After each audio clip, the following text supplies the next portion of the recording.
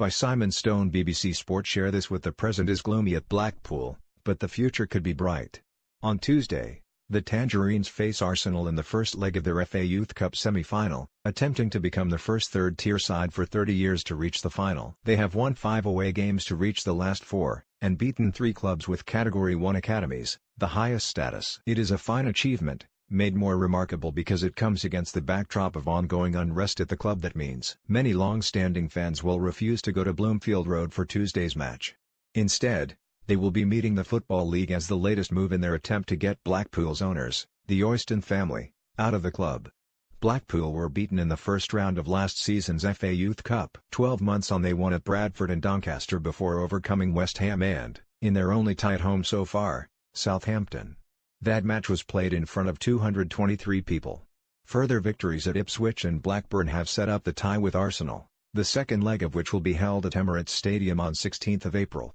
Recruitment is tough for a Category 3 academy club on the Fylde coast. Within 50 miles of Blackpool, there are 5 Category 1 academy clubs, and 3 teams who reached the knockout stage of this season's Champions League. Of the 18 players on duty for the quarter-final victory at Blackburn, 3 are from Liverpool and another 3 from Preston. All but 4 come from less than 60 miles away.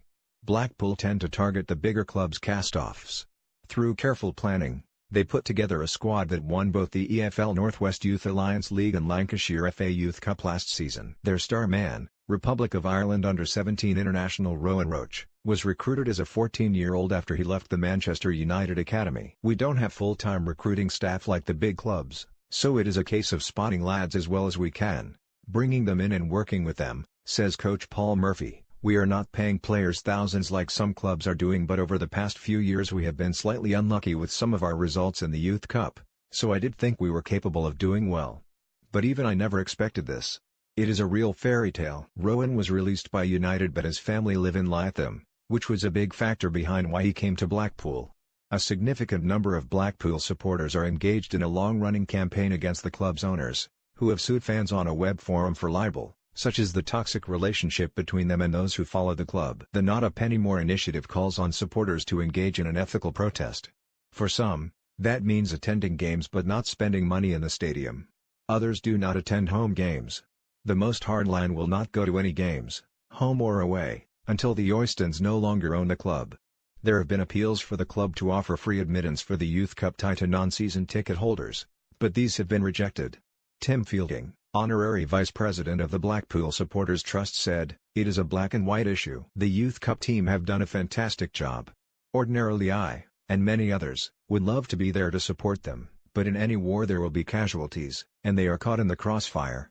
Coincidentally, the Football League has chosen 20th of March as the date when it will meet representatives of the major Blackpool supporters groups to listen to their concerns about the club's owners. The meeting starts at 1900 hours GMT, the same time the Youth Cup semi-final kicks off.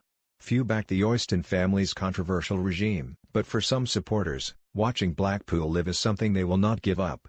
Lifelong fan Ian Carden is one such fan. He was at Wood Park to see the youth team win their quarter-final and intends to be at both legs of the semi-final. He said, "Those lads may not be the best footballers in the world, but they never give up. The team spirit is amazing. They have done so well for a club of this size. It is just a shame the achievement won't be recognized in the size of the crowd." The average attendance for the 4 semi-final ties last season, involving Chelsea, Tottenham, Manchester City and Stoke, was 3,000. It is anticipated there will not be any more than 500 to watch Blackpool play 7-time winners Arsenal, who won 5-1 at Colchester in the last 8. Murphy said, "It would be nice if it was a big crowd, but we can't get involved in the politics of it all. The players' families will be there, and those supporters who do come will hopefully see our lads put on a performance they can be proud of. Even on good days, there are problems for Blackpool to deal with." Roach cannot play on Tuesday because he has been named in the Republic of Ireland under-19 squad for European Championship matches in Portugal. Blackpool's plea for him to be excused was turned down. A bigger issue is created by Blackpool's decision to scrap their reserve team in 2011. It means that unless they are given professional contracts, the 8 second-year scholars in Blackpool's team will have to leave if they are to further their careers. Yet, as Murphy points out, League One is not a place where teenagers can learn their trade very easily. He said, "The pathway is difficult for our lads. Let's face it, how many players of that age are ready to go into the first team? Wayne Rooney did it at Everton, but he had the body of a man at 15. Scouts from other clubs must be taking notice of what we are doing. Share this with